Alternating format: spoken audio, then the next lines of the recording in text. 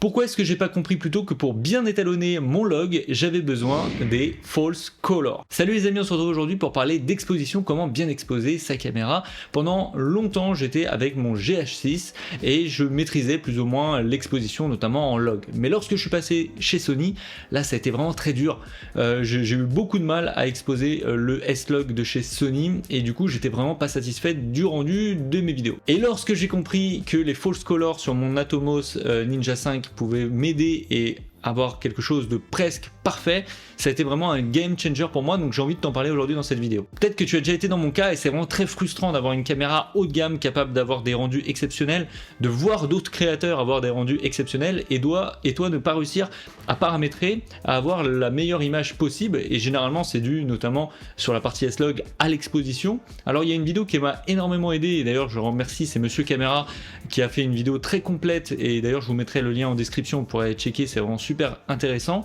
Et ce que j'avais retenu notamment de cette vidéo, et ça avait été vraiment quand même quelque chose qui m'a beaucoup aidé, c'était l'histogramme sur ma caméra, d'essayer de l'avoir le plus au milieu possible, mais le problème c'est que c'est pas hyper précis, hein. En plus le carré est vraiment minuscule, voilà, si tu es un peu plus à gauche ou un peu plus à droite, ça va vraiment pas être le plus précis possible, jusqu'à ce que je comprenne que l'outil que j'avais besoin, c'était tout simplement les false colors. Alors au début quand tu te renseignes sur les false colors, c'est vraiment un peu délicat, hein. Tu l'allumes sur ton Atomos, tu vois des couleurs de partout, du rouge, du bleu, du gris, tu sais pas vraiment à quoi ça correspond et du coup c'est vrai que des fois ça dissuade un petit peu de s'y intéresser, mais quand tu rentres vraiment concrètement dans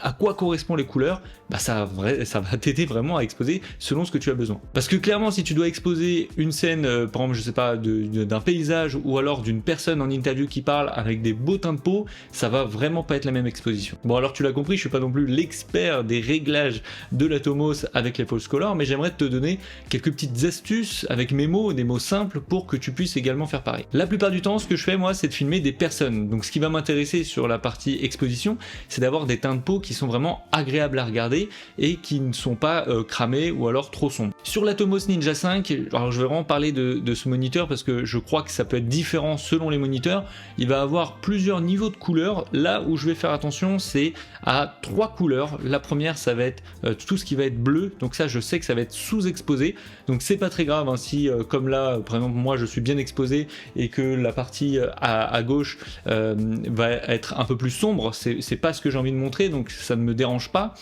mais si jamais par exemple mon sujet va avoir du bleu sur lui, plus le bleu est foncé, plus ça veut dire que c'est sombre, donc là clairement il y a un problème, je vais devoir remonter mon exposition. Ensuite il va y avoir la surexposition, donc là ça va être toutes les couleurs qui correspondent au jaune, orange ou rouge. Alors rouge là t'es complètement cramé, ça dépend par rapport au jaune, des fois j'en laisse un petit peu, là si je regarde mon retour par exemple toute cette partie là est jaune, mais c'est pas très grave, c'est pas non plus cramé, c'est juste un peu surexposé. En revanche si je regarde ici, il y a le reflet de mon diffuseur, donc là qui va être un jaune très foncé, voire même orange, mais c'est pas très grave puisque c'est pas quelque chose qui m'intéresse, c'est juste une lumière, donc c'est normal qu'elle soit surexposée. Bon et du coup pour la peau, comment est-ce qu'on fait pour avoir une bonne exposition? Ça va être tout simplement le gris. Il y a un certain type de gris, donc là par exemple toute cette partie là va être sous-exposée, hein, c'est normal, hein, j'ai un diffuseur qui vient d'ici,